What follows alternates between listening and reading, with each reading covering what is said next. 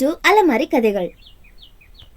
பசியோடு அமர்ந்து பசியோடு எழு அப்படிங்கிற ஒரு பழமொழிக்கு ஏற்ற மாதிரி சாப்பாட்டை எவ்வளவு சாப்பிடணும், எந்த அளவில் சாப்பிடணும், எப்படி சாப்பிடணும் அப்படிங்கிறத பற்றி எல்லாம் நாம் லாஸ்ட் வீடியோவில் பார்த்துருப்போம்.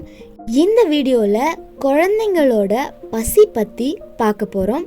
குழந்தைகளோட பசி உணர்வு பற்றின பல சுவாரஸ்யமான தகவல்களை தெரிஞ்சுக்கிறதுக்கு வீடியோவை கடைசி வரைக்கும் பாருங்க.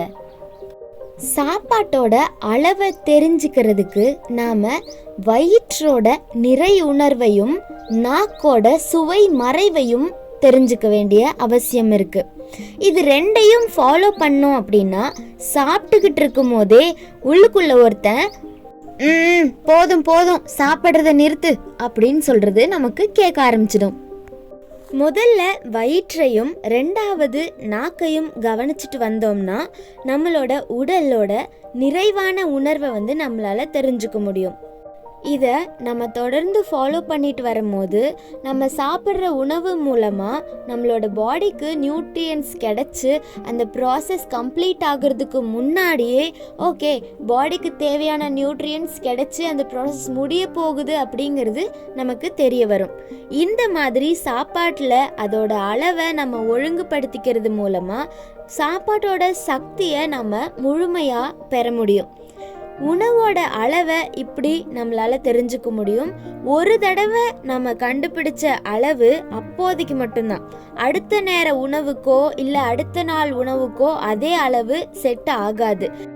ஏன்னா பசியோட தன்மை மாறிக்கிட்டே இருக்கும் போது நமக்கு உணவு தேவைப்படுற அளவும் மாறிக்கிட்டே இருக்கும். அதனால இவ்வளோதான் நமக்கு சாப்பாடு தேவை அப்படிங்கிறத நம்மளால சொல்ல முடியாது, அதை ஸ்டாண்டர்டாக வச்சுக்கவும் முடியாது. உடலோட தேவை, ஏற்கனவே சாப்பிட்ட அந்த உணவோட செரிமானம், உடலோட கழிவுகள் வெளியேற்றம், உடல் உழைப்பு, இது மாதிரி பல காரணிகளால் உணவோட தேவையும் பசியும் மாறிக்கிட்டே இருக்கும்.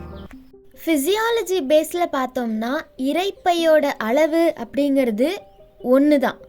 அதில் எந்த சேஞ்சும் நடக்காது.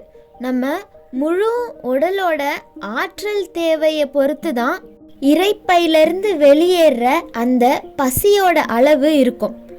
பசிக்கும் போது தேவையான அளவுக்கு சாப்பிட்றது நம்ம நிலையான ஆரோக்கியத்தை உருவாக்கும். பசியோட அளவை விட அதிகமாக சாப்பிட்றது நம்மளோட உடல்ல கழிவுகள் தேங்கிறதுக்கு வழிவகுக்கும். இதே பழக்கம் தொடரும் போது அது நம்மளோட பாடியில் ப்ராப்ளம்ஸாக ஸ்டார்ட் ஆகிரும். அப்படி உடலோட உணவு தேவையும் அளவும் ஆரோக்கியத்தோட ரொம்ப அடிப்படையான விஷயம் அப்படிங்கிறத நம்ம புரிஞ்சுக்கணும். குழந்தைங்களோட உணவு தேவையை எப்படி கண்டுபிடிக்கிறது, அவங்களுக்கான அளவுகளை எப்படி நிர்ணயிக்கிறது அப்படிங்கிறத பற்றியெல்லாம் பேசலாம் வாங்க. பசி அறிஞ்சு சாப்பிட்றது எப்படி நம்மளோட ஆரோக்கியத்துக்கு அடிப்படையோ அதே போல் குழந்தைங்களோட ஆரோக்கியத்துக்கு பசி ரொம்ப முக்கியம். உணவு ஒரு அளவுக்கு மீறி போகிறது தான் குழந்தைகளுக்கு நோய் ஏற்பட முக்கியமான காரணம். குழந்தைங்களுக்கு பசிக்குது அப்படிங்கிறத நம்ம எப்படி தெரிஞ்சுக்கலாம்? ரொம்ப சிம்பிள். அழுகை மூலமாக தான் குழந்தைங்களோட பசியை நம்மளால தெரிஞ்சுக்க முடியும்.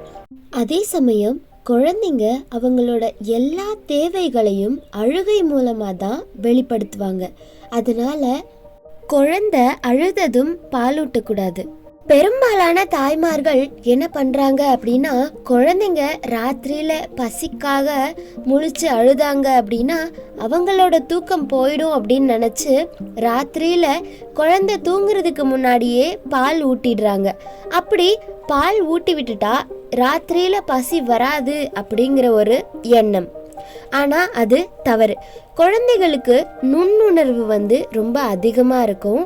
அதனால நம்மளோட உணவு தேவை அளவை நம்மளால் எப்படி கண்டுபிடிச்சிட முடியுமோ அதே போல தான் குழந்தைங்களாலையும் கண்டுபிடிச்சிட முடியும்.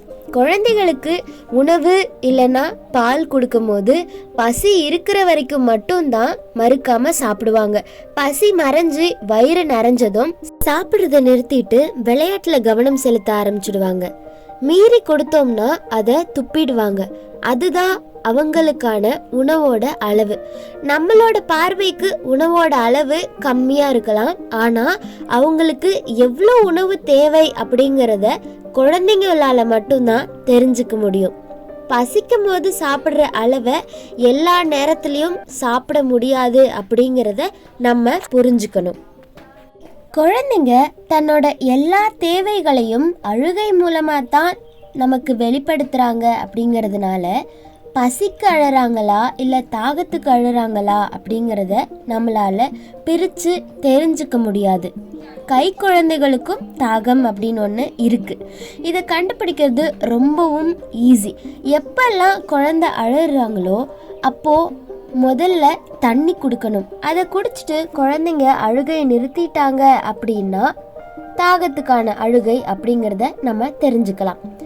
அப்படி நம்ம கொடுக்குற தண்ணியை அவங்க குடிக்கல, மறுத்துட்டாங்க அப்படின்னா அது பசிக்கான அழுகை.